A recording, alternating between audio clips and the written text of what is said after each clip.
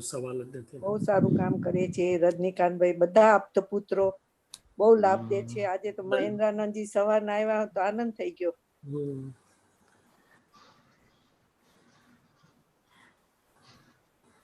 સ્વામીજી જય સચ્ચિદાનંદ. જય સચ્ચિદાનંદ. ભાવસર સાહેબ જય સચ્ચિદાનંદ. આવી ગયા છે મનુભાઈ. મનુભાઈ સાહેબ જય સચ્ચિદાનંદ.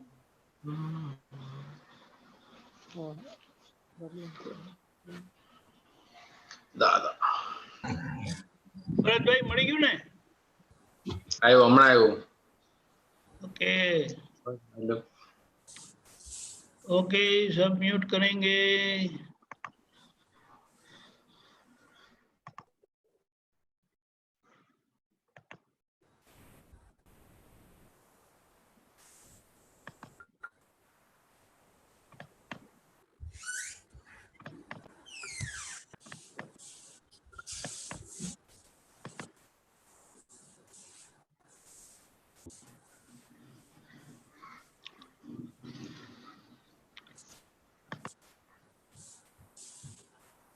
Okay, Shailesh Anandi, we can start.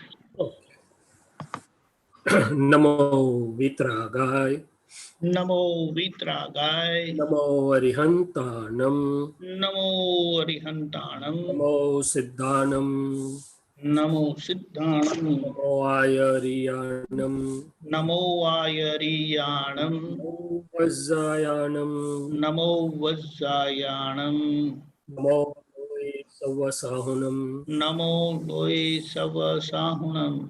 ऐसो पंचनमुक्कारो. ऐसो पंचनमुक्कारो. सवपावपनासनो. सवपावपणासनो. मंगलानं च सौविसिं. मंगलाणं च सवेसिं. पद्मं हवै मंगलम्. पद्मं हवै मंगलम्. ओम नमो भगवते वासुदेवाय.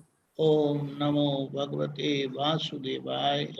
ओम नमः शिवाय. ओम नमः शिवाय. जय सच्चिदानंद. जय सच्चिदानंद. हे दादा भगवान वितराग परमात्मा. हे दादा भगवान वीतराग परमात्मा, आप हमारे साथ यहाँ विराजमान रहिए.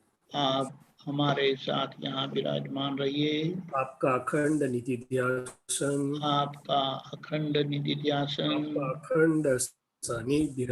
आपका अखंड सानिध्य हमें निरंतर बना रहे. हमें निरंतर बना रहे. हे दादा भगवान. हे दादा भगवान, हम सबको हम सबको आपके अंतर आशय अनुसार आपके अंतराशय अनुसार शुद्ध उपयोग पूर्वक शुद्ध उपयोग पूर्वक सत्संग स्वाध्याय करवाइए. सत्संग स्वाध्याय करवाइए. जैसा शुद्धात्मा अनुभव. जैसा शुद्धात्मा अनुभव. जैसा स्पष्ट वेदन. जैसा स्पष्ट वेदन आपको निरंतर रहता है. आपको निरंतर रहता है. ऐसा ही शुद्धात्मा अनुभव ऐसा ही शुद्धात्मा अनुभव हमें भी निरंतर बना रहे. हमें भी निरंतर बना रहे. ऐसा निश्चय. ऐसा निश्चय. ऐसी जागृति. ऐसी जागृति. ऐसा पुरुषार्थ. ऐसा पुरुषार्थ. और ऐसी विज्ञान दृष्टि दीजिए. ऐसी विज्ञान दृष्टि दीजिए. मैं शुद्धात्मा हूँ. मैं शुद्ध आत्मा हूँ. मैं चैतन्य घन स्वरूप ऐसा शुद्धात्मा हूँ. मैं चैतन्य घन स्वरूप ऐसा शुद्ध आत्मा हूँ. मैं विज्ञान स्वरूप हूँ. मैं विज्ञान स्वरूप हूँ. मैं केवल ज्ञान स्वरूप हूँ. मैं केवल ज्ञान स्वरूप हूँ. जय सच्चिदानंद. जय सच्चिदानंद. जय सच्चिदानंद. भरत भाई साहब अब हमारे लिए एक और पद का अनुवाद करके लाए हैं और वे गाएंगे. हम भी स्क्रीन पर रखते हैं. ओके.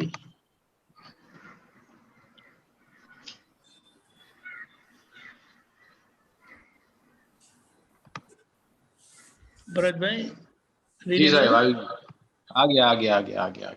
परफेक्ट. ओके. वैसे तो ये आप ही गाते हैं, हम सुनेंगे। जय सच्चिदानंद। जय सच्चिदानंद। लोगों के सोए हुए अंतस्करण को झकझोर कर जगाए, उसका नाम आप्तवाणी। चारों दिशाओं की कलियुगी तपन को पढ़ते ही शीतल करे, सत श्री कारुण्य पानी। लोगों के सोए हुए अंतस्करण को झकझोर कर जगाए, उसका नाम आप्तवाणी।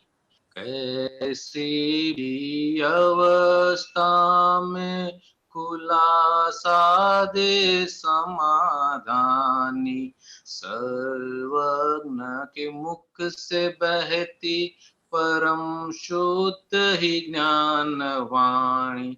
बाह्य मोह की भाग दौड़ से थक कर लाचार होके सुननी ही पड़ेगी सैद्धांतिक आप्तवाणी। लोगों के सोए हुए अंतस्करण को झकझोर कर जगाए, उसका नाम आप्तवाणी।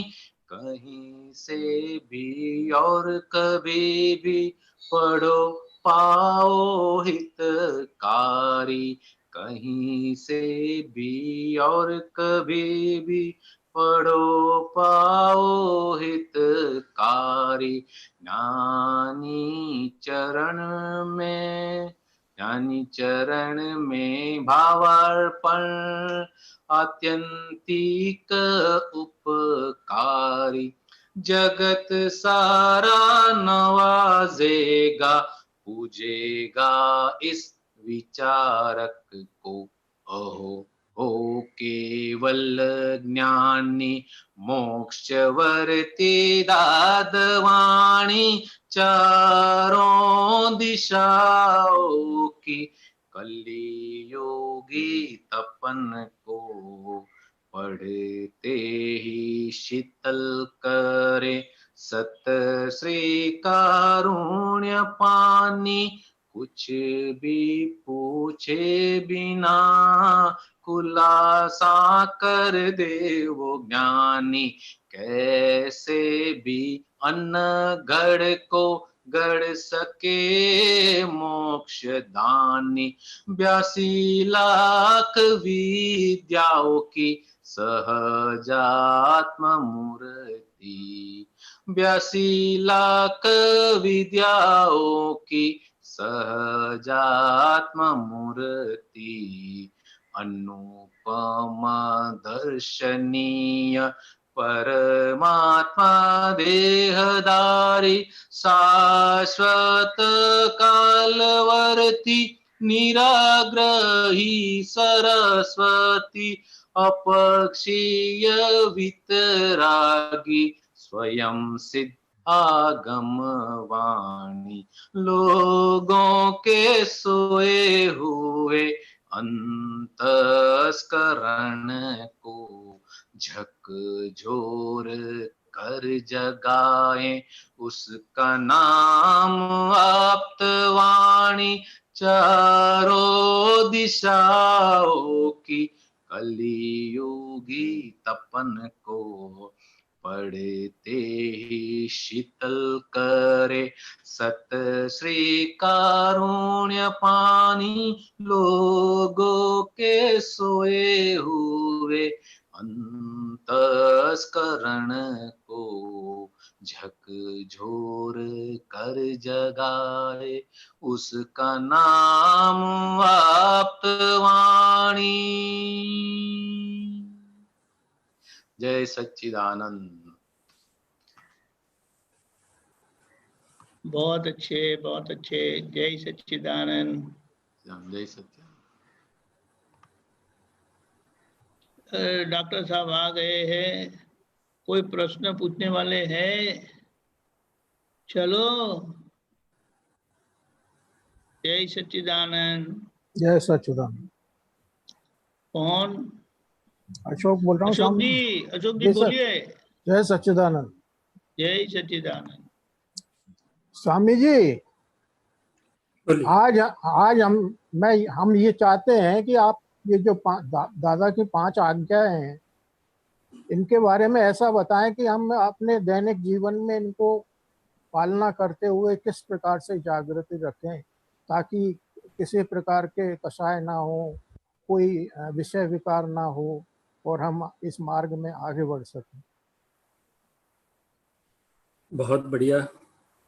तो अशोक जी, हम सब ने जाना, थोड़ा बहुत अनुभव कर रहे हैं जी 5 आज्ञा के बाहर ये ब्रह्मांड में कुछ भी नहीं है। जी और यहाँ से जब ज्ञानी पुरुष को अभी पद में कविराज ने जो बताया ना कि हमारे अंतस्करण को झकझोर करके जो हाँ, शुद्धात्मा ज्योति जगाई, बिल्कुल लिफ्ट में जो बिठाया हमको, वहां से अंत तक की पूरी सेप्साइड वाली लिफ्ट ये 5 आज्ञा में दे दी है। मगर बिल्कुल।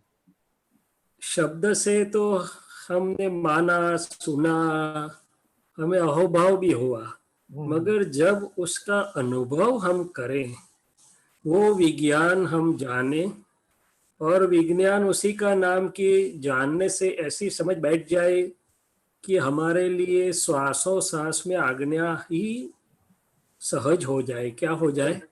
अभी आज्ञा ही सहज हो जाए। आज्ञा पालन करनी पड़ती है, जी जी।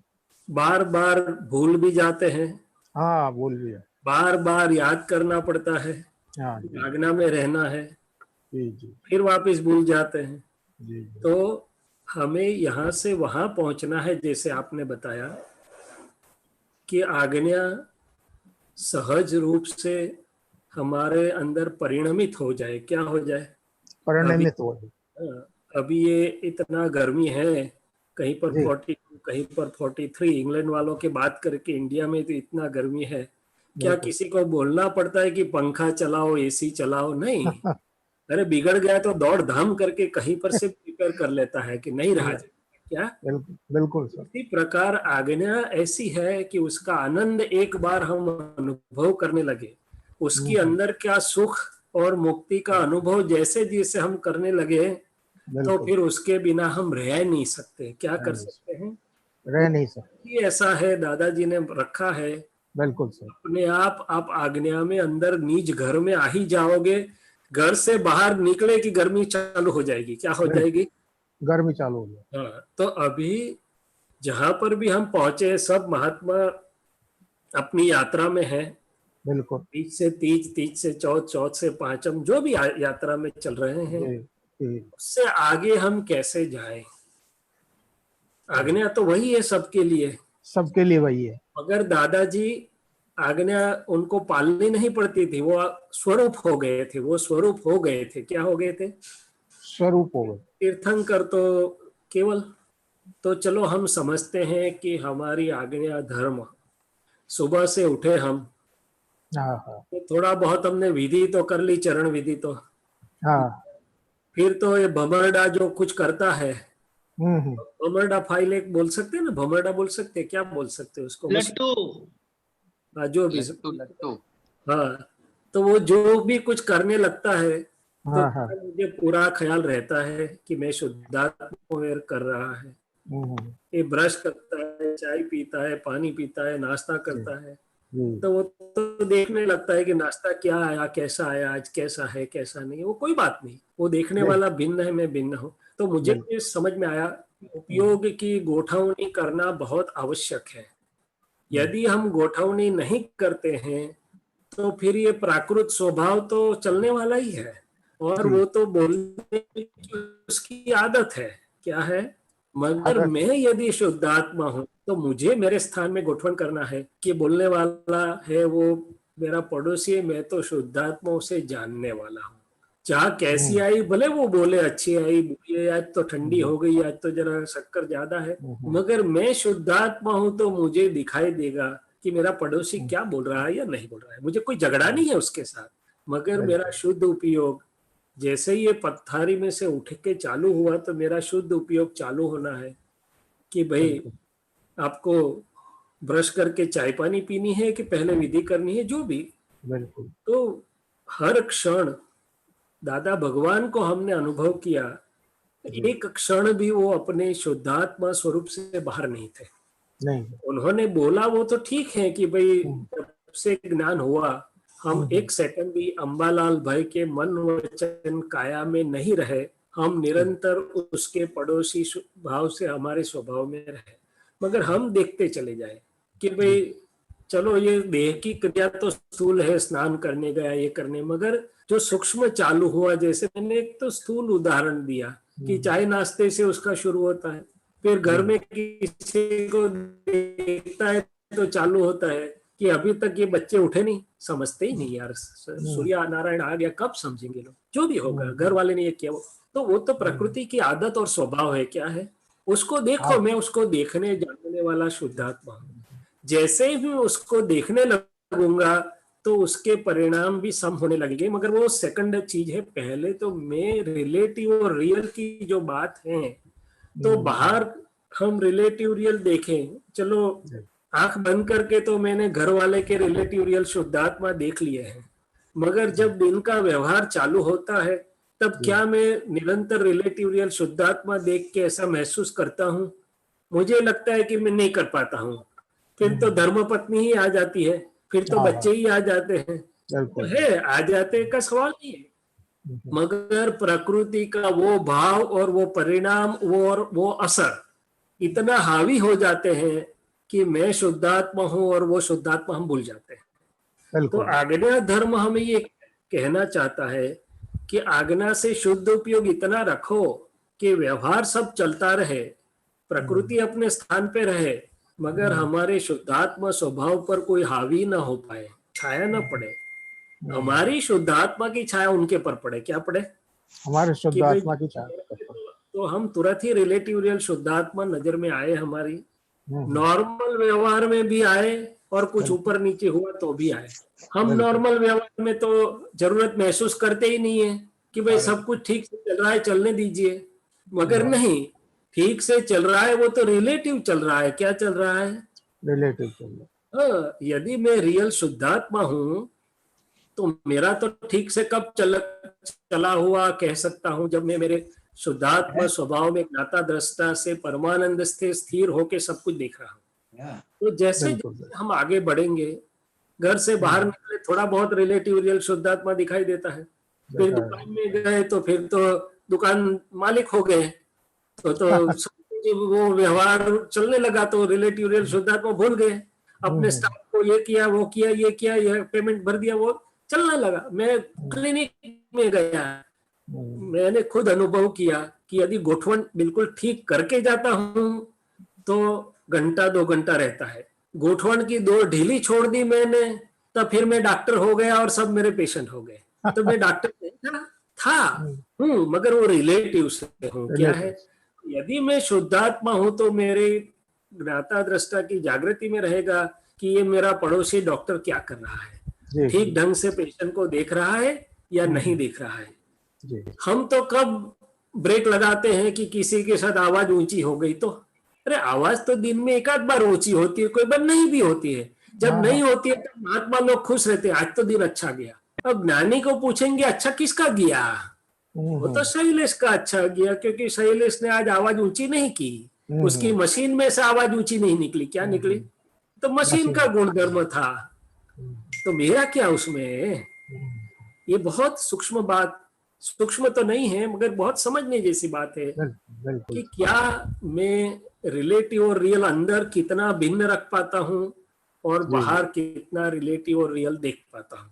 जी जी जितना जितना मैं बाहर रिलेटिव रियल शुद्धात्मा देखते चला जाऊंगा तो फिर व्यवहार ऐसा होने लगेगा कि असर न हो। जी जी ये आज्ञा धर्म का एक टेस्ट है। दादाजी ने बताया है कि जो व्यवहार असर नहीं करता है उसी को ही व्यवहार कह सकते हैं। और मैं तो देखता हूं तो 70% में तो व्यवहार मुझे असर करता है। इसका मतलब ये नहीं कि मेरा मुंह बिगड़ जाए, कोई मुझे टोके रोके, नहीं नहीं। असर मैं प्रभाव में चला जाता हूँ, प्रकृति के भाव में चला जाता हूँ। जैसे मैंने बताया दवाखाने में मैं डॉक्टर हो जाऊंगा, मेरे स्टाफ के साथ ये स्टाफ ध्यान नहीं रखता है, हाथ ठीक से नहीं धोता है, दवाई ज्यादा यूज कर देता है, तो प्रकृति बोलेगी तो मुझे शुद्धात्मा भाव से देखना है। और बहुत बोलती है तो उसको बोले भाई जरा आहिस्ता, ये रिलेटिव है, देखना व्यवस्थित क्या कर रहा है। मगर चलते हुए व्यवहार में कितनी बार मैंने मेरी फाइल एक को ऐसा बोला कि भाई व्यवस्थित को देखो तो सही। वो तो जब एक्सीडेंट हो जाता है या कुछ हो जाता है बाद में बोलता हूँ ओह ये तो व्यवस्थित हो गया। व्यवस्थित तो होती हुई चीजों में मुझे गाइड करना चाहिए ना, तब तो मेरी प्रकृति मोशन में आएगी। क्या आएगी? मोशन में। प्रकृति मोशन में क्यों नहीं है? या तो उसने कवच पहन के रखा है कि मैं दादा का महात्मा हूं, मुझे कुछ असर नहीं होनी चाहिए, असर नहीं है। तो फिर नफट हो जाता है। क्या हो जाता है? लफड़ा। दादाजी ने क्या बताया, सब कुछ जान के ज्ञान जागृति के साथ आप असर मुक्त रहो, तब मानेंगे कि ये ज्ञान के हिसाब से आपका परिणाम है। नहीं तो मैं नक्की कर लेता हूँ कि अभी तो मैं दादा का महात्मा हो गया, मुझे तो कोई असर होनी नहीं चाहिए, इसलिए दिखाई नहीं देनी चाहिए। होती तो है, बहुत होती है। हाँ, तो असर रिलेटिव है, मैं रियल हूँ। 2 आज्ञा में पूरा केवल ज्ञान है, पहली 2 आज्ञा में। बाकी की 2 आज्ञा सपोर्ट, उसको सपोर्ट करने के लिए दी गई है, व्यवस्थित और फाइलों का संभाव से निपटारा। मगर पूरे दिन में रिलेटिव और रियल, खास करके अंदर मेरा कितना भिन्न रहता है, सब अपने अपने हिसाब से वही पोथी देख लीजिए। आज्ञा तो हम बहुत बोलते हैं, रहता कितना है मुझे। और जैसे ही मुझे याद आएगा तो ये अंतस्करण कितना भी उलझा हुआ क्यों न हो, कितनी भी संजोगों की असर में क्यों न हो, 5 सेकंड में बाहर निकल जाएगा। क्या कि मैं तो टंकोत किरणवत ऐसा शुद्धात्मा हूँ, मैं तो स्थूलतम से सूक्ष्मतम तक की तमाम रिलेटिव अवस्थाओं को जानने वाला, टंकोत किरण स्वभाव वाला, उसको देखने जानने वाला परमानंद सुख स्वरूप हूँ। और वो असर करने वाले हैं, लेपायमान है तो मैं निर्लेप हूँ, वो संगी है तो मैं असंग हूँ। ये भेद विज्ञान यदि मुझे प्रसंगों में और अंदर जो भी चल रहा है उसमें हाजिर होता है, तब मैं समझूंगा कि मुझे आज्ञा धर्म समझ में आने लगा है। क्या आने लगा? बिल्कुल बिल्कुल। विज्ञान स्वरूप से वो परिणमित होने लगा है। क्या होने लगा है? ज्ञान स्वरूप से परिणमित हो। हाँ, विज्ञान स्वरूप से, विज्ञान स्वरूप। खुद के अंदर कई बार देखा कि मन के जो भी कोई परिणाम हो, अच्छे बुरे की बात नहीं है, मगर मैं जब उसके साथ चलता हूँ, उसमें टच होता हूँ, तन्मय बोलो टच बोलो, उसके साथ चलता हूँ तो उसमें फंसता हूँ, आनंद कम हो जाता है। भले ना अच्छे परिणाम हो, भले सेवा के परिणाम हो, शैलेश सेवा कर रहा है, मगर मैं यदि उसके साथ सम्मिलित हो गया तो मेरा चित्त मुक्त नहीं रहेगा, शुद्ध चित्त मुक्त नहीं रह पाएगा, अवस्थावर्ती हो जाएगा। क्या हो जाएगा? अवस्थावर्ती, समझना है बात।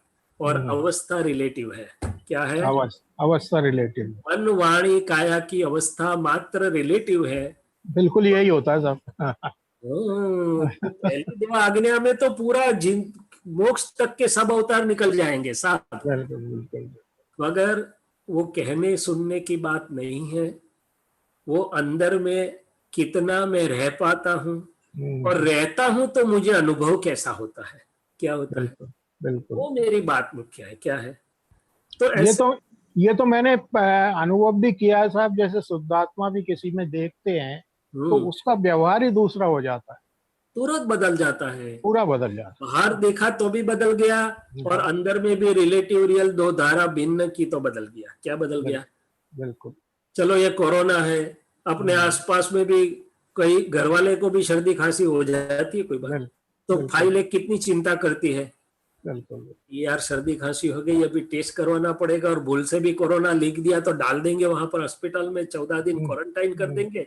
ये मन तो दिखाएगा ना पैम्पलेट, भी दिखाएगी, तो वो गलत है ऐसा भी नहीं बोल सकते, सही है ऐसा भी नहीं बोल सकते। तो पहले मुझे ये सेपरेट करना है कि ये शैलेश दिखा रहा है, मैं शुद्धात्मा हूँ। आपको एक उदाहरण दूं सर, मैं अभी क्या हुआ, अभी नई गाड़ी ली थी मैंने, हमारे बच्चे ने, हाँ, और अभी वो लॉकडाउन में चला गया कहीं, सब्जी वब्जी लेने चले गए मम्मी, और वो पुलिस ने दिखाई। वो जब्त कर ली गाड़ी। अब वो मेरे तो टेंशन हो गई वापस। और फिर वो मतलब 10-15 दिन में फिर मैंने दादाजी को प्रार्थना की, तो जी। बड़ी मुश्किल से मतलब वो, लेकिन निकल के आ गई। आप पढ़े निकल के आ गई, वो आपके दादाजी की कृपा और आज्ञा है कि क्या है, बताइए मुझे अशोक जी। हैं? आपने तो दादाजी को चिट्ठी भेजी, वो बिल्कुल रिलेटिव बिल्कुल। के लिए भेजी कि रियल के लिए भेजी थी? हैं? रिलेटिव के तो आज्ञा धर्म क्या बोलता है? रियल के लिए भेजना। आज्ञा माफ करना, मैं तो खुद को बोल रहा हूँ, सबको होता है, ऐसा नहीं आपको ही होता है। बिल्कुल बिल्कुल बिल्कुल। हाँ, दादाजी को मुझे ये प्रार्थना करनी है कि दादाजी ये व्यवस्थित में जो संजोग बना और फाइल एक के अंदर सब परिणामन चालू हो गया, परिणाम वो लेपायमान भाव में मैं लेपायमान हो गया, संगी क्रियाओं में साथ मिल गया। तो मुझे पहले अशोक जी से भिन्न रहने की, शुद्धात्मा रहने की शक्ति दीजिए, और अशोक जी के बाहर और अंदर जो कुछ भी हो रहा है की शक्ति दीजिए, संजोग को वितराग भाव से देखने जानने की शक्ति दीजिए। तो वो रिलेटिव है और मैं रियल हूँ, कुछ भी हो जाए रिलेटिव में, मैं शुद्धात्मा हूँ, मुझे न छुए, मैं उसको न छू। तब मैं पहली 2 आज्ञा में आया, और दादाजी ने भले अपने को छूट दिया है, महात्मा को मैं नाम लेना नहीं चाहता हूँ आपकी छूट, मगर अपने नजदीक वाले को, चंद्रकांत भाई को खास बोला था, और खुद के लिए कि एक भी रिलेटिव के चीज के लिए आपको नहीं, रियल में रहने के लिए मांगने का है, क्या करने का है। और हमारे सभी महात्माओं रिलेटिव का अनुभव ही बताते हैं कि ऐसा था और मेरा ऐसा अच्छा हो गया, ऐसी मुश्किल में था और मुश्किल निकल गई, बात गलत नहीं है, बताओ। मगर साथ में ये बताओ कि मुश्किल या बिन मुश्किल, ये रिलेटिव के जो परिणाम हो रहे थे उसमें मैं कैसा शुद्धात्मा रह पाया, कैसे दादाजी हाजिर होके मुझे असंग रखा, निर्लेप रखा, और तभी जाके रिलेटिव में जो कुछ भी व्यवस्थित में होने वाला हो रहा है होगा, मैं उससे चलित नहीं होऊंगा। क्या होगा? अभी तो हम मिक्सचर में चल रहे हैं सब महात्मा, क्या अच्छा, चल रहे हैं? एक अनुभव और बताऊं सर, मेरे 3 लड़कियां हैं, एक लड़का है, और मतलब मैं तो दादाजी की कृपा ही मानता हूँ कि मेरी तीनों लड़कियों का, मेरे पास इतना पैसा नहीं था और कुछ नहीं था, लेकिन पता नहीं कहाँ से सारी व्यवस्था हुई, सब कुछ हो गया। आज मतलब मेरी तीनों लड़कियां बहुत अच्छी जगह, मतलब वो बहुत अच्छी बात है। वो तो दादाजी ने सब महात्माओं को दिया है, बाय प्रोडक्ट में संसार के बिल्कुल साहब, बहुत बहुत ये लिए है, मगर वो बाय प्रोडक्ट है, समझना भली हाँ बात। By product 80% 90% Mahatma by product में ही मजाक कर रहे हैं कि दादाजी बिल्कुल ने दे दिया, बिल्कुल और बिल्कुल दादाजी अंदर बैठे बैठे हंस रहे हैं कि इतना बिल्कुल सारा दिया तो भी ये अंदर बाहर ही बैठे हैं। क्या बैठे हैं? बिल्कुल ये दादाजी तो ये बिल्कुल पक्की बात है साहब आपकी, कि मतलब हम समझ नहीं पाते कि हमको मतलब इतना कुछ दे दिया। इसका जवाब संक्षिप्त कर देता हूँ, नहीं तो दीपक आनंद जी मुझे डांटे व्यवहार में, इससे पहले औरों को चांस मिलेगा। बिल्कुल बिल्कुल बिल्कुल बिल्कुल कि पूरी जो प्रक्रिया चल रही है जिसमें मैं शुद्धात्मा और जीवन की पटरी पर बाहर और अंदर, जरूर नहीं है कि सब अनुकूल ही आएगा, जरूर नहीं है कि दादाजी को प्रार्थना की तो अपने मन के डिजाइन के अनुसार हो जाएगा। मेरे खुद के जीवन में बना है, बहुत शॉर्ट में बताता हूँ। 94 से 3-4 साल ऐसे थे हमारे फैमिली में, 4 डेथ अनएक्सपेक्टेड, 1 एक्सपेक्टेड, 3 अनएक्सपेक्टेड हो गई। देखने वाले भी सोच रहे थे, हमारी बच्ची भी एक बार बोल रही थी कि दादा की कृपा आगे पीछे हो, अंदर से जवाब आया दादा की कृपा आगे पीछे नहीं होती है, ये जो हो रहा है उसी में मैं शुद्धात्मा होके निकल जाऊं और उस संजोग को संजोग के रूप से देखूं, वो दादा की कृपा है। तीर तक कृष्ण भगवान को भी लगा था, क्या हुआ था, अवस्था अलग है, मैं शुद्धात्मा अलग हूं। तो कहने का मतलब इतना ही है कि 5 आज्ञा में अंदर प्रयोग में जाके मैं रखूं कि मेरे अंतस्करण के परिणाम से मैं कितना भिन्न और ज्ञाता दृष्टा रह सकता हूँ, कहाँ कहाँ मुझे असर करता है, तो मुझे सामायिक प्रयोग में रखना है तो तुरंत ही मैं शुद्धात्मा हो जाऊंगा, असर से मुक्त होके प्रज्ञा असर का निवारण कर देगी। ऐसे स्टेप बाय स्टेप लीजिए, क्या लीजिए, दिन के प्रसंग में लीजिए, अंतस्करण की असर में लीजिए, फिर वाणी में लीजिए, फिर अभिप्राय में लीजिए, फिर क्रोध मान की गांठ में लीजिए, लोभ की गांठ में लीजिए, कपट में लीजिए, विषय में लीजिए, में लीजिए। अंदर पूरा समंदर पड़ा हुआ है, वो समंदर में पुद्गल रिलेटिव कितना है और मेरा रियल क्या है, वो भिन्न करते करते करते करते चले जाएंगे। तो फिर बाहर भी जिसका जो कोई व्यवहार आएगा उसमें अंतस्करण भले दिखाएगा कि हाँ ये हेतु से आया है, मगर साथ में शुद्धात्मा दिखाई देगा कि वो उसका रिलेटिव है और रियल शुद्धात्मा है। रिलेटिव को रिलेटिव के साथ फाइल टू फाइल निकाल होने दो और शुद्धात्मा से शुद्धात्मा हम अपना डीलिंग करते रहे। तो यहाँ आपके साथ रुकता हूँ, दीपक आनंद जी को पूछता हूँ। बिल्कुल बिल्कुल साहब, बहुत बहुत आपका धन्यवाद साहब, बहुत बहुत जय सच्चिदानंद। मेरा खुद से मैं ये कह रहा हूँ कि कुछ भी काम करना है तो हमें पद्धति सर आयोजन पूर्वक स्टेप बाय स्टेप वैज्ञानिक ढंग से करना चाहिए। उसी प्रकार से ये भी जो हमारा एप्लीकेशन पार्ट है जी जी बिल्कुल ढंग से स्टेप बाय स्टेप मेरी प्रकृति और मैं रिलेटिव और रियल और बाहर देखते देखते मुझे आगे जाना है। बिल्कुल बिल्कुल बिल्कुल आपकी आज्ञा का पालन करेंगे। मेरी आज्ञा होती नहीं भाई, आज्ञा देने वाला एक ही है। हाँ खैर खैर वो तो सॉरी सॉरी सॉरी हमें गिरा मत देना, नहीं आपके मार्गदर्शन के अनुसार। पकाना जी। जय सच्चिदानंद, जय सच्चिदानंद, जय सच्चिदानंद। और किसी का सवाल? आधे घंटे तक सोचा भी नहीं किसी ने, क्या सवाल, 24 घंटे निकल गए, क्या करते हैं आप? ओके आ रहा हूँ, आपसे ही अपेक्षा है, ये सब बुजुर्ग लोग तो समझ के बैठ गए हैं। जय सच्चिदानंद। बोलिए अरे बेटे। स्वामी जी, जब हम दादा भगवान असीम जैसे कार्य करते हैं तो लास्ट में बोलते हैं ना, जगत भर के संत पुरुषों का योग बल, जगत भर के सत्पुरुषों का योग बल, प्रत्यक्ष प्रकट ज्ञानी पुरुष दादा भगवान का योग बल और वर्तमान में महाविद्या क्षेत्र में विचरते हुए श्री सिमंदर स्वामी भगवान का योग बल। तो इसका मतलब क्या होता है? बिल्कुल ठीक है। संत पुरुष आप जानते हो संत किसे कहते हैं? हाँ। ओके, तो संत इसको कहते हैं कि जो खुद के लिए नहीं औरों के लिए जीते हैं, परोपकार के लिए जीते हैं, औरों को सुख और शांति मिले उसके लिए जीते हैं, मगर खुद अभी आत्मा की खोज में है। क्या है? अंदर के भगवान की खोज में है, अंदर के भगवान की प्राप्ति अभी तक हुई नहीं, मगर उसके अलावा उनमें दूसरी कोई खुद के लिए वृत्ति नहीं है। बस थोड़ा देह को खाना पीना तो मिल जाता है, बाकी सब कुछ लोगों के लिए जो जीवन व्यतीत करते हैं उसको संत पुरुष बोला जाता है। अच्छा, सत्पुरुष किसको बोलते हैं भैया? तो बोलते हैं अंदर भगवान की जिसको प्रतीति श्रद्धा बैठ गई, उसका स्वाद चालू हो गया, मैं कौन हूँ उसको जिनको ज्ञानी पुरुष से प्राप्त हो गया, अविनाशी खुद का पद, वो सत्पुरुष में आ गए। सत में ना अविनाशी, सो संत पुरुष से ऊपर की पगथी पर सतपुरुष आए। संत पुरुष अभी सत की खोज में है। क्या है? और सत की खोज में। हाँ, और सत की प्राप्ति जिनको हुई वो सब सतपुरुष, ये महात्मा लोगों को जो दृष्टि मिली तो वो सब सतपुरुष में आ गए ज्ञानी पुरुष की कृपा से।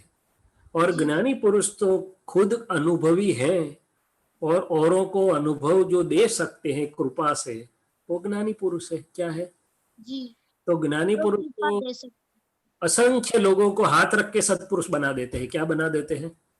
सतपुरुष बना लेते। हाँ, जैसे पारसमणि स्पर्श होते लोहा हो जाता है, जी ऐसा ज्ञानी पुरुष तो सर्व शक्तिशाली समर्थ गिने जाते हैं। और योग बल मैंने क्या, आप कितने बल को पहचानते हो आरव? कितने प्रकार के बल होंगे दुनिया में, थोड़ा बहुत ख्याल है? एक तो शारीरिक बल। जैसे पहलवान होते हैं ना, तो अपने लगाते तो उड़ा देते हैं ना, तो जी देह का बल होता है। क्या बल होता है? देह फिर का कई बल। लोगों के पास धन का बल होता है, इतना पैसा डालूं, चल आजा, कितना पैसा चाहिए। तो काफी बल होते हैं दुनिया में, देह का बल, धन का बल, सत्ता का बल। आज मैं हो गया प्राइम मिनिस्टर या मिनिस्टर या चीफ मिनिस्टर, तो मेरे पास बल होता है कि नहीं होता है? सबको साफ साफ करना पड़ता है। फिर अपने पास कितने बल हैं? तो बोले ये मन वाणी काया का पे पहली मूड़ी बल है, फिर विद्या का बल होता है, फिर संस्कार और चारित्र का बल होता है। ऐसे काफी बल होते। ऐसा ही ये योग बल मैंने उनकी जो भी कुछ विशेष शक्तियां और उपलब्धियां हैं संत पुरुषों की, सत्पुरुषों की और ज्ञानी पुरुष की, उनकी खुद की अंतरदशा के आधार से उनका खुद का जो जीवन और तपोबल और योग बल जो है, लोक कल्याण की जो भावना है, उसके वजह से उनके पास एक विशिष्ट बल योग बल बोला जाता है। और वो योग बल कुदरत के अधीन काम करता है। तो हम ये प्रार्थना करते हैं कि ब्रह्मांड के सभी संत पुरुषों का योग बल, सतपुरुषों का योग बल और ज्ञानी पुरुष का योग बल समस्त विश्व का कल्याण करो, कल्याण करो, कल्याण करो। ठीक है जी। जय सच्चिदानंद। प्रश्न? अरे डॉक्टर साहब अपनी डिस्पेंसरी बंद करके हमारे लिए आए हैं। नहीं नहीं, मैं तो मरीज होके आप सबकी क्लिनिक में बैठा हूँ अभी। वो तो आपकी बड़ी क्या बोले वो उदारता है। नहीं नहीं, ऐसा नहीं। हाँ बोलिए, एक हाथ ऊपर उठा है। ये कहाँ? जयराम, जयराम क्या नाम है? जयराम जी। जयराम भाई, अरे वाह, अरे हाथ ऊंचा करो तो बड़े कॉन्फिडेंस से करो ना, तो दिखाई भी दे, ऐसा करके छोड़ नहीं देने का। बोलिए। आप अनम्यूट करिएगा प्लीज। जय सच्चिदानंद, जय सच्चिदानंद। आवाज आ रही है? हाँ आ रही है, बिल्कुल। बोलिए। नमस्कार डॉक्टर साहब। नमस्कार, सबको शुद्धात्मा को भी नमस्कार। आपको भी सर, स्वामी जी। सर एक दादा का आप सूत्र है 964, जब तक सत्य को नहीं, जब तक सत्य का आग्रह है तब तक वितरागता को नहीं पहचाना जा सकता। जी जी, ये इसे बहुत समझाइए सब अच्छे से। ठीक है, जरूर से बात करते हैं। जब तक सत्य का आग्रह है तब तक वितराग को और वितरागता को पहचान नहीं सकते हैं। होने की बात तो बाद में है, यहाँ तो पहचान की बात है। क्या है? तो यहाँ दो चीज समझनी है कि पहले तो आग्रह है, वहां वितरागता है ही नहीं। क्योंकि आग्रह का मतलब क्या है कि मैं कुछ पकड़ के वहां पकड़ में आ गया। क्या आ गया? ये विश्व ने मुझे पकड़ा है कि मैंने विश्व को पकड़ा है? मैंने पकड़ा है। और पहले कहां पकड़ा है? अंदर से। और उसका परिणाम कहां आता है? बाहर में। तो यहां वापिस आज्ञा धर्म से देखे तो यदि ये पकड़ और जिसको पकड़ता हूं वो रिलेटिव है कि रियल है? तो रिलेटिव ही है। जिसको पकड़ा जाता है वो, पकड़ और पकड़ने वाला, तीनों रिलेटिव है कि? बोलिए ना जयराम जी। वाला तो रिलेटिव है ना? सब तीनों रिलेटिव है। क्योंकि जब किसी चीज को पकड़ते हैं, सत्य या असत्य जो भी मान के, तो वो अवस्था है। क्या है? परिवर्तन होने वाली अवस्था है। और पकड़ा और पकड़ में आया तो मैं तो शुद्ध आत्मा हूं, मैं तो केवल देखने जानने वाला हूं, केवल ज्ञान स्वरूप हूं, टंकोत किरणवत ऐसा शुद्ध आत्मा हूं। तो यदि मैं निर्लेप असंग और टंकोत किरणवत हूं तो कोई चीज की पकड़ में आ सकता हूं क्या? सोचने वाली बात है। तो वहीं पर स्टक हुए, किसी भी चीज में स्टक हुए हम, मान्यता जो भी हो हमारी, स्टक हुए कि वहां समझ जाना कि रिलेटिव हो गया, रियल में से हम हट के रिलेटिव में बैठ गए। क्या बैठ गए? अच्छा, अभी सत्य की बात करते हैं। तो मैं बोलता हूं कि ये सत्य, दीपक आनंद जी बोलते हैं डॉक्टर साहब ये आपकी बात सही नहीं है, ये अपेक्षा से ये सत्य है। और वहां पर अशोक जी बोलेंगे कि आप दोनों तो सन्यासी है, ये हमारी अपेक्षा से ये सत्य है। इसलिए हम जिसे सत्य मानते हैं, दादाजी ने बताया, वो व्यवहार सत्य है। क्या है? रिलेटिव सत्य है, मान्यता का सत्य है। इसलिए 1 से 359 तक का हो सकता है, मगर जो सेंटर में बैठा है वो कहीं पर भी ये सत्य और ये असत्य ऐसा नहीं बोलेगा। स्यादवाद बोला जाता है उसको। क्या बोला जाता है? अनेकांतवाद बोला जाता है कि इतनी अपेक्षा से ये सत्य, इतनी अपेक्षा से, इतनी अपेक्षा से, और सब कुछ जानते हुए भी वहां रुकता नहीं है वो, क्योंकि वो तो केवल ज्ञान में है। आईने के सामने आप सच्चा भी करो, झूठा भी करो, क्या आईना आपके साथ बैठ जाएगा? नहीं बैठेगा, वो तो अपने स्वभाव में रहेगा। प्रभु महावीर की हाजिरी में भी लश्कर लड़े थे, तब प्रभु महावीर क्या उसमें चले गए? सब भगवंतों की हाजिरी में कुछ ना कुछ हुआ था, तो भगवंत तो अपने स्वपद से नहीं हटे बिल्कुल। कहने का मतलब ये सत्य जो मानते हैं वो भी रिलेटिव है, वहां रुकने वाला भी रिलेटिव है। और ज्यादातर सत्य और असत्य तो रिलेटिव परिभाषा है। जो त्रिकाल सत्य है, जो सिद्धांत है कि भाई आत्मा एक सिद्धांत है, उद्गल एक सिद्धांत है, काल तत्व के सिद्धांत है, 6 तत्वों के अपने सिद्धांत है, जो तीनों काल में बदलते नहीं है, उसको सत्य बोला जाता है। क्या बोला जाता है? सत्य नहीं, सत्य बोला जाता है। और जो सत्य को जानता है उसको तो आग्रह ही नहीं होता है, उसको आग्रह रहता नहीं, तभी तो वो सत्य को जान सकता है और अनुभव कर सकता है। और सत्य को जानने वाला कहीं पर भी रुकता नहीं। हाँ, पूछो तो आपको बता देगा कि भाई बात ऐसी ऐसी है। फिर आप बोलोगे कि नहीं हमें ऐसा नहीं लगता है, तो फिर बोलेंगे हाँ शायद हमारी गलती होगी करके निकल जाएगा। क्या है? क्योंकि यदि एक क्षण के लिए भी वो वहां रुका तो सत्य में से वो शुद्ध रियल में से हट जाएगा। क्या हो जाएगा? और वितरागता नहीं रह पाएगी। वितरागता तो क्या है? परिणाम है। क्या है जयराम जी? और परिणाम किसका है? मैं केवल निर्विकल्प वितराग ज्ञान मात्र हूं। पहले मैं निर्विकल्प वितराग ज्ञान मात्र हूं, केवल ज्ञान स्वरूप हूं। यदि मेरा स्वभाव मुझे ख्याल में आता है और रहता है, मैं रियल में बैठता हूं, तो बाकी के सब ज्ञेय दृश्य है। मान्यता जिसकी जो भी हो, मेरी એટલે शैलेश की या औरों की, वो सभी ज्ञेय दृश्य में उसे देखने जानने वाला ज्ञाता दृष्टा मात्र हूं। मुझे वितराग भाव से केवल देखना जानना है। और शैलेश को पूछा जाएगा तो हाथ जोड़ के बताएगा, अटकेगा नहीं, पकड़ेगा नहीं और पकड़ में नहीं आएगा। क्या आएगा? समझ में आता है कि अभी और कुछ कहूं? बोलिए। आग्रह आगे आ गया तो मतलब वहां पे वो रियल वाला पार्ट खत्म हो गया ना। सादी सी बात करें, दादाजी ने एग्जाम्पल दिया कि भाई चूहे के पीछे बिल्ली पड़ी है। सत्य क्या है? चूहे को बचाना, बोलो ना।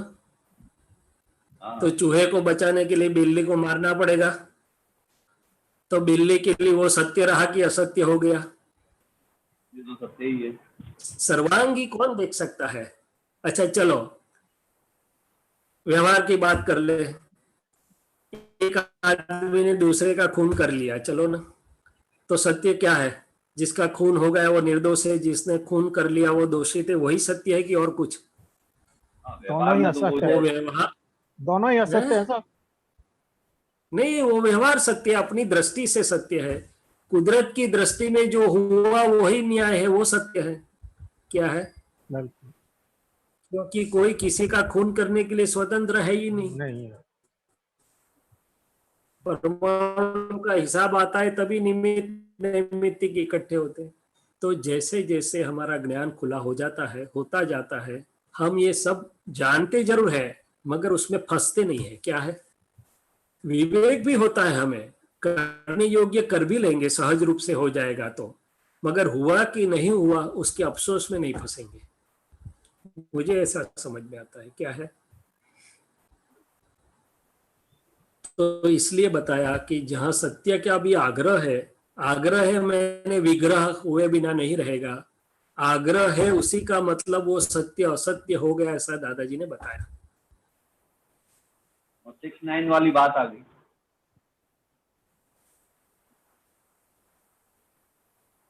स्वामी जी मैं बीच में निवेदन करूंगा।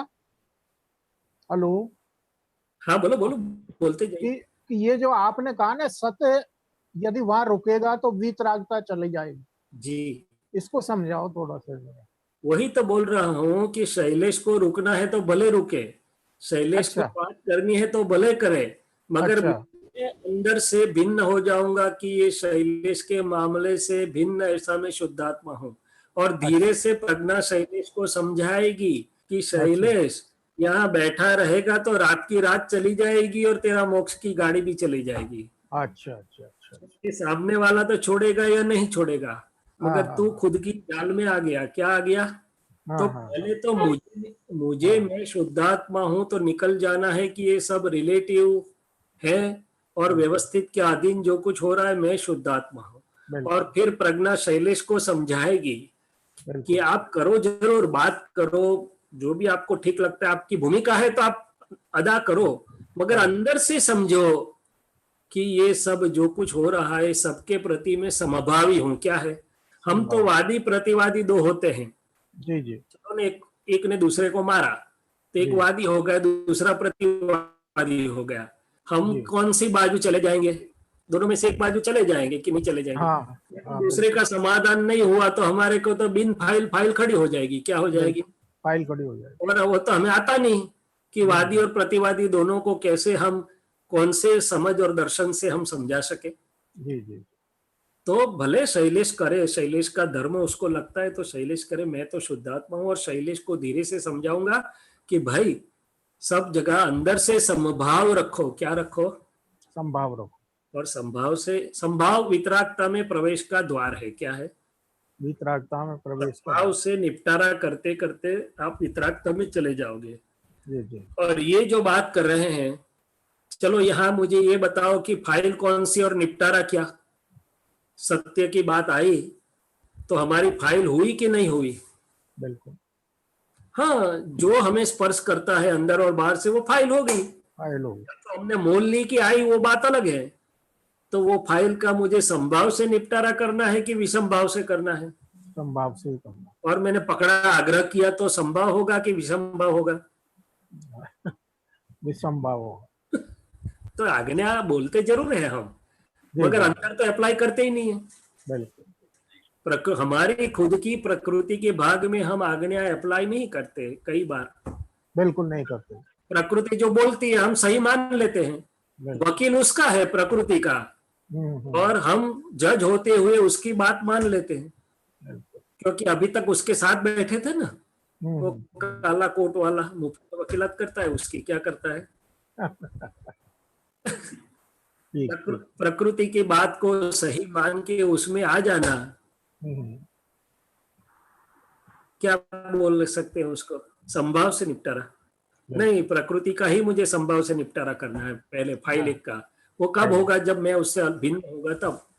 बिल्कुल तो अंदर से पहले मुझे भिन्न हो जाना है, फिर फाइल को समझाना है कि भाई आपके लिए फाइल खड़ी हुई है, सत्य लगता है आपको, ये असत्य लगता है आपको, असर हो रही है, ठीक है, हम दादा को हाजिर करके धीरे से संभाव से निपटारा करवाते हैं। क्या करवाते हैं? खुद को समाधान हो जाए ज्ञान से, अंतस्करण को, वो सबसे बड़ा फाइलों का संभाव से निपटारा है। बहुत अच्छी बात, बहुत अच्छी। ज्ञान दृष्टि से, ऐसे नहीं मान लेने से नहीं, अंदर ज्ञान से उसको समाधान हो जाए। मन ज्ञान से ही बांध सकते हैं,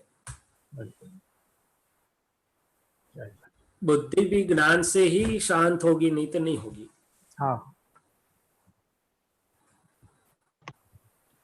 तो व्यवस्था। मोनिका बहन बोलिए।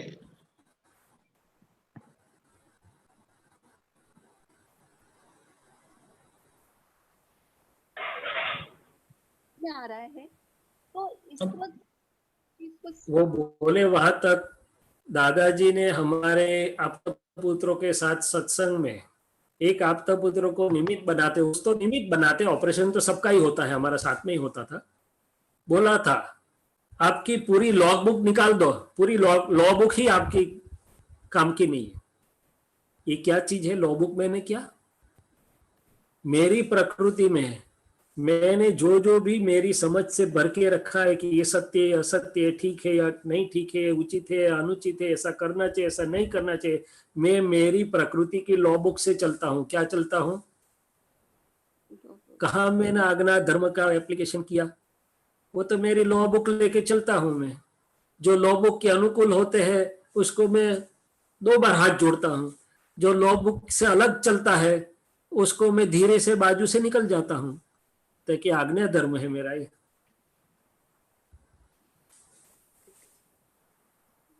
और व्यवस्थित कितनी बार मुझे ख्याल में आता है।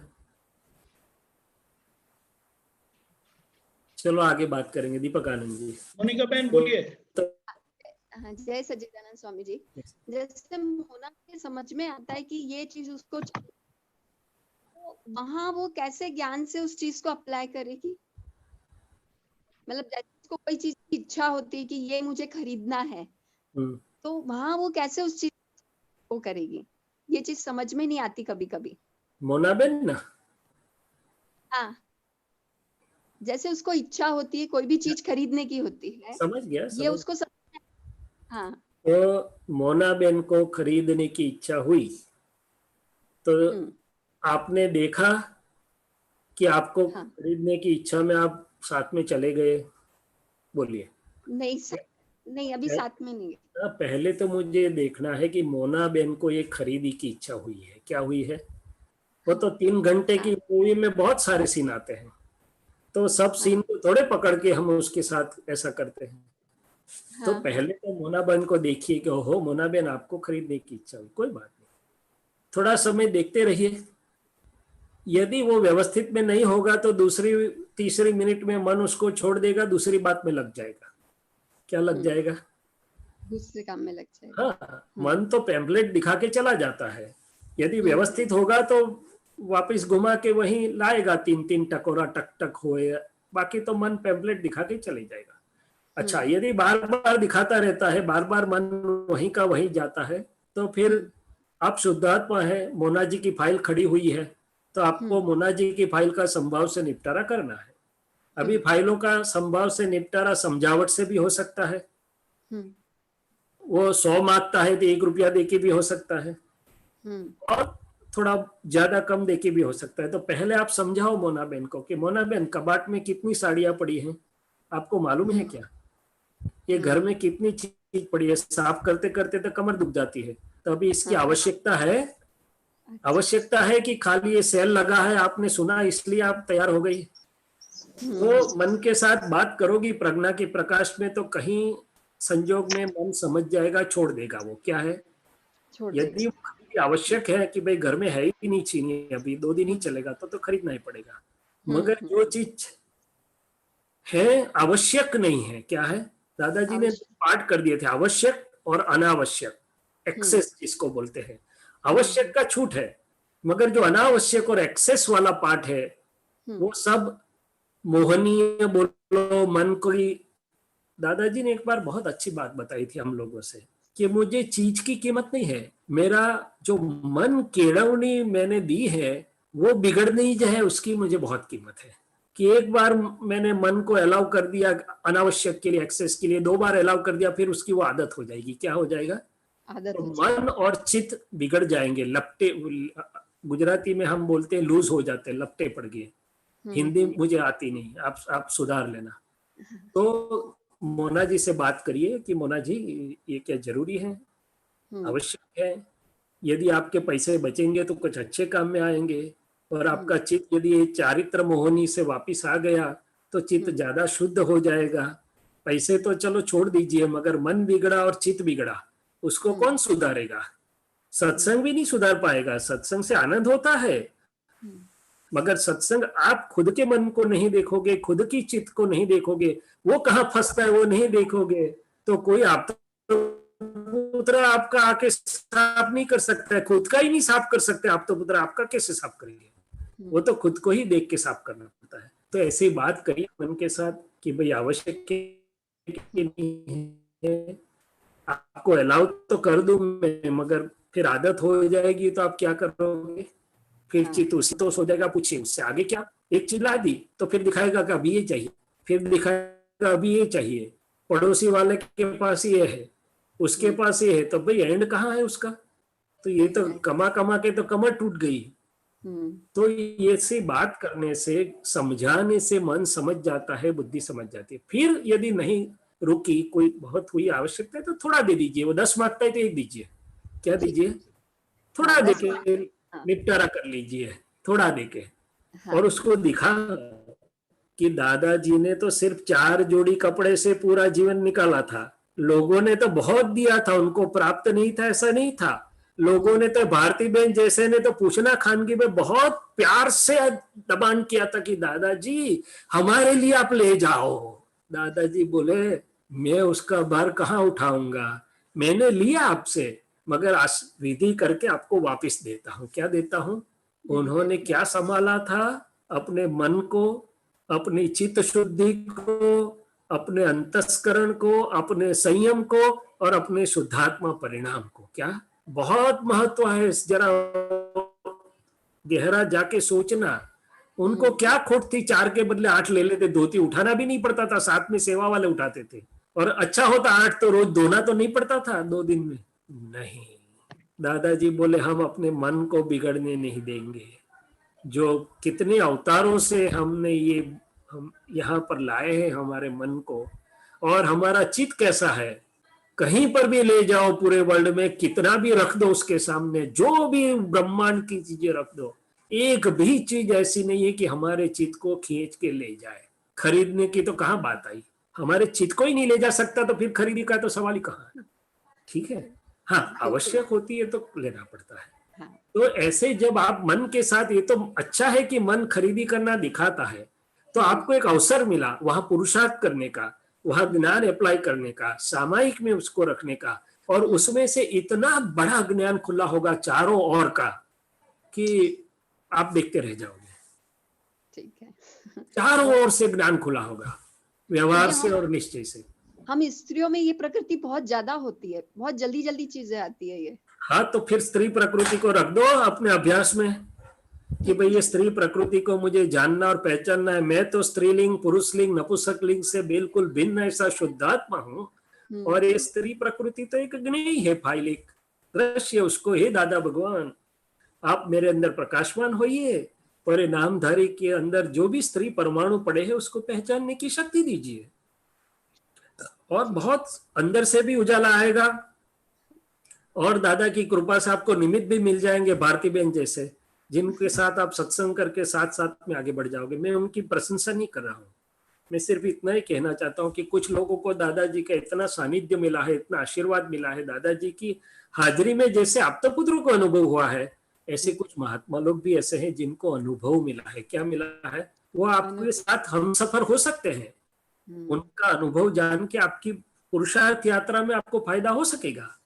दादाजी ने पूरी कपट गीता दी थी। हाँ, उसको जाहिर करने का ना बोला था, सो मैं ज्यादा नहीं बोल सकता हूँ, मगर कोई महात्मा आपको मदद कर सकते हैं। तो ये एक प्रयोग हो गया कि भाई स्त्री प्रकृति को मुझे पहचानना है। क्या है?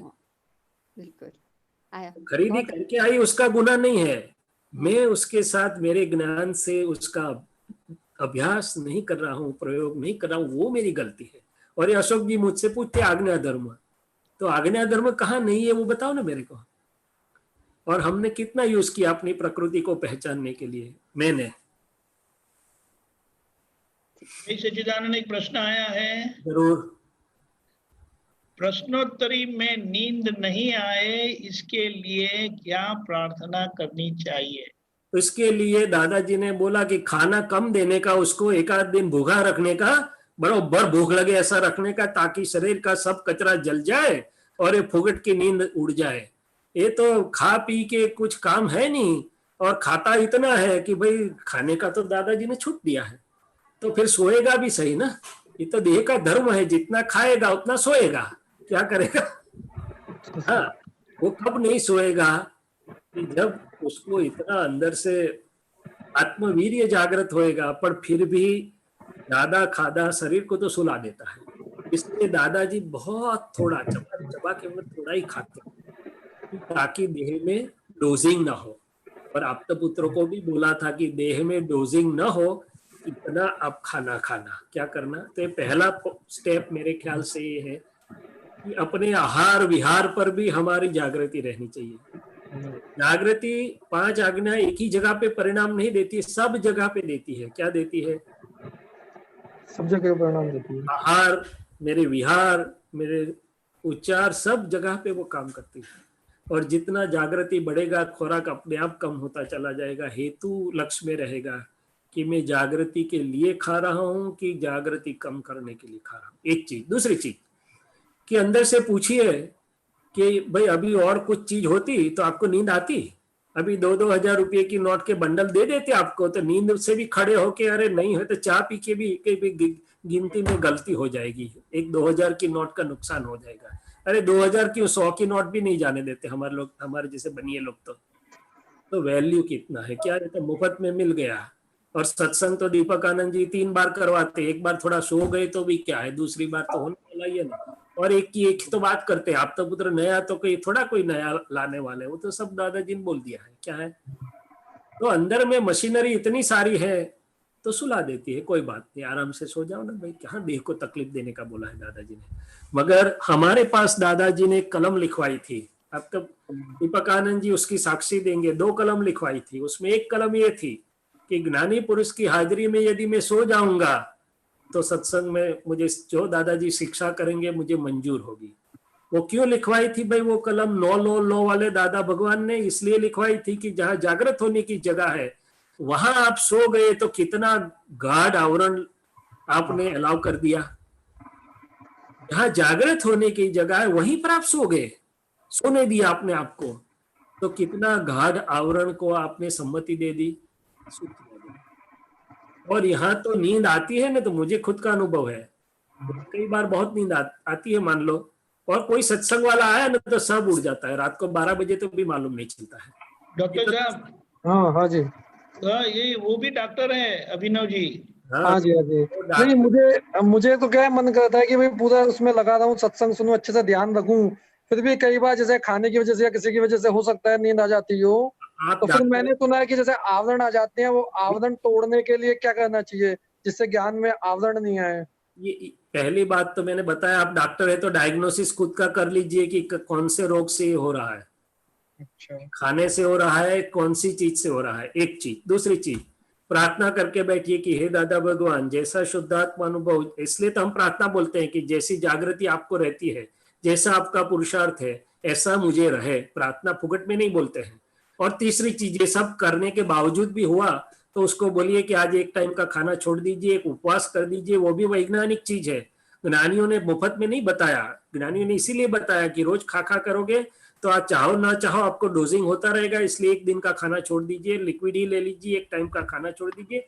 और उसके बाद लास्ट उपाय, फिर भी वो नहीं मानता है तो चुटी खणो, उसको ऐसे चुटी क्या बोलते हैं, पड़ोस वाले को करते हैं ना हम चुटी, कि क्यों सो जाते हैं ऐसे, खुद को फाइल एक को चुटी खणो, चुटी खन के या तो पतली सी सुई रखो और जरा पिंच करो, ओ, ओ, ओ, जाग जाएगा वो। क्या है, भले स्थूल उपाय है, कहने का मतलब है उसको समझाओ कि ये चीज सोना है तो और जाके सो जाइए, या तो दादाजी की परवानगी लेके सत्संग छोड़ के सो जाइए।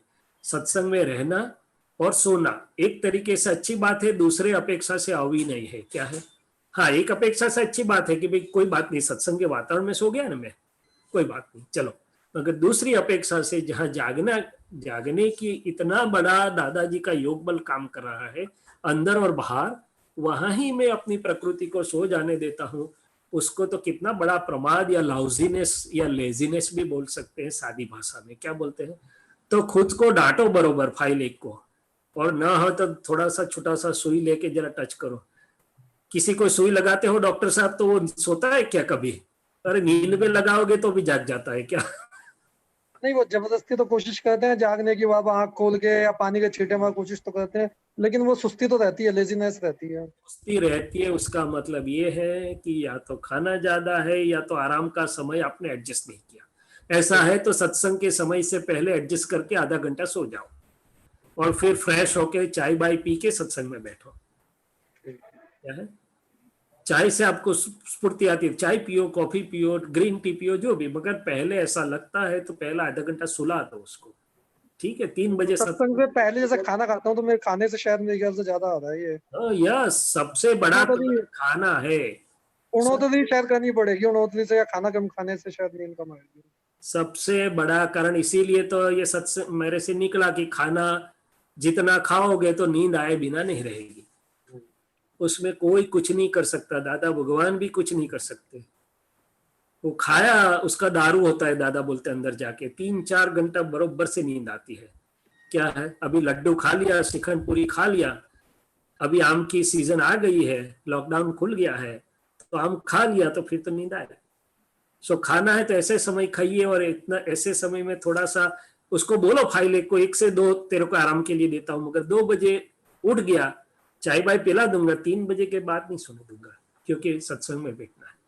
फाइल 1 को समझा पटा के काम लीजिए, प्रकृति को पिपरमिंट दे के कि भाई सोना है आधा घंटा, चलो सुला देता हूँ, मगर अंत में जाके तो खुद ही खुद के साथ काम लेना है। क्या है, खुद के साथ काम लेना। जय सच्चिदानंद। क्विक लास्ट क्वेश्चन, इंदिरा बहन अलवर बोलिए। हाँ, जय सच्चिदानंद। बोलिए बोलिए, सुनाई नहीं दे रहा है, जोर से बोलना। खाना खाया ना अभी तो आज सॉलिड।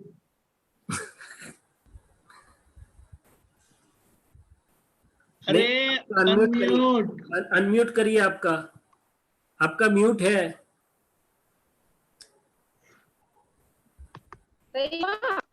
हाँ बोलिए, आ गई आवाज, आ रही है आवाज स्वामी जी? आ गई, बोलिए बोलिए। आपकी आवाज कट के आ रही है। अरे भाई आप बोलिए ना, फिर हम बोलेंगे तब आवाज आएगी ना, हम चुप बैठे हैं आपको सुनने के लिए। बोलिए इंदिरा बहन। Okay, the connection is bad, वो डिस्कनेक्ट हो जाता है। अच्छा, डॉक्टर अभिनव जी आप फॉलो करना त्रिमंत्र। डॉक्टर साहब प्लीज बुलाइए त्रिमंत्र। नमो वितरागाय,